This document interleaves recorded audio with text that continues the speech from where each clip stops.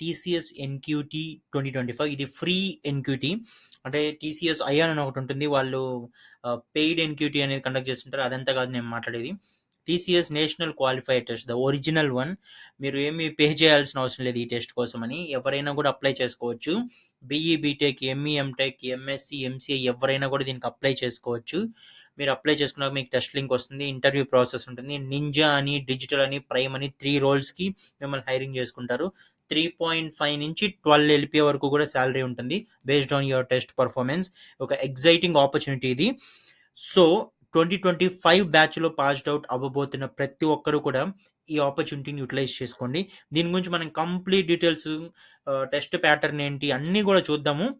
But చూసే ముందు వీడియోని ఒకసారి లైక్ చేయండి. నేను ప్రతి వీడియోలో అడుగుతాను, మీకు ఇలాంటి ఆపర్చునిటీస్ మరెన్నో అందించడానికి నాకు మోటివేషన్ అయితే వస్తుంది మీరు లైక్ చేయడం వల్ల. ఖచ్చితంగా అయితే వీడియోని లైక్ చేయండి. మనమైతే ఇప్పుడు డీటెయిల్స్ అయితే చూద్దాం.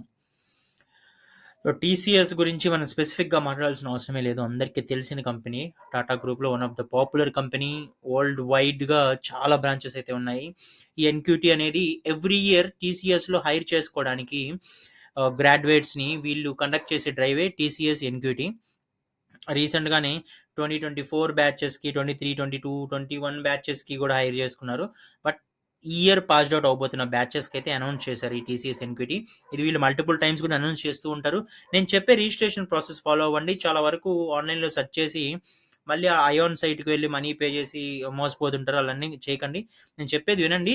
ఒకవేళ మీరు ఈ వీడియో మార్చ్ 23 తర్వాత చూస్తున్నా కూడా పర్లేదు. ఎందుకంటే ఈ ఫేస్ వైజ్గా వీళ్ళు మళ్ళీ హైర్ చేసుకుంటారు. బట్ ప్రాసెస్ అయితే సేమ్ అప్లై చేయాల్సింది. అందుకే నేను మళ్ళీ చెప్తాను, వినండి లాస్ట్ వరకు కూడా. ఎవరు ఎలిజిబుల్ అంటే మనం మాట్లాడుకున్నాం. బీఈ, బీటెక్ అయినా, ఎంఈ, ఎంటెక్ అయినా, ఎంసీఏ అయినా, ఎంఎస్సీ అయినా, ఎంఎస్ అయినా ఏదైనా కూడా ఎలిజిబుల్. సో దీనికి ప్యాటర్న్ ఏంటంటే రౌండ్ 1లో verbal ability, reasoning ability, numeric ability అయితే ఉంటుంది. రౌండ్ 2 అడ్వాన్స్డ్ ఉంటుంది. ఇది ఏంటి నేను చెప్తాను. మీరు 2 అవ్వాలంటే అలా ఏం లేదు. బట్ మీరు ఈ ఫౌండేషన్ సెక్షన్ రౌండ్ 1 అనేది అయితే మీకు అట్లీస్ట్ నింజా రోల్కి వెళ్తారంటే మినిమం 3.6 ప్యాకేజ్ అయితే మీరు వెళ్తారు. మీరు అడ్వాన్స్డ్ సెక్షన్లో కనుక క్వాలిఫై కానీ అయ్యారనుకోండి, మీరు డిజిటల్ అంటే 7 ఎల్పిఏకి లేదా ప్రైమ్ 12 ఎల్పిఏకి కూడా మీరు వెళ్ళే ఛాన్సెస్ ఉంటాయి. సో అట్లీస్ట్ మీరు మినిమం గ్యారంటీ క్వాలిఫై అయినా కూడా, మినిమం రాసి క్వాలిఫై అయినా కూడా మీకు ఏదో ఒక రోల్లో అయితే మీరు వెళ్ళే ఛాన్స్ అయితే ఉంటుంది. దీనికి ఇంకా సిలబస్, టైం డ్యూరేషన్ ఇవన్నీ కూడా నేను డీటెయిల్స్ ఇచ్చాను. ఒకసారి మీరు నేను డిస్క్రిప్షన్లో ఇచ్చిన లింక్లో అయితే వెళ్ళి చూడొచ్చు.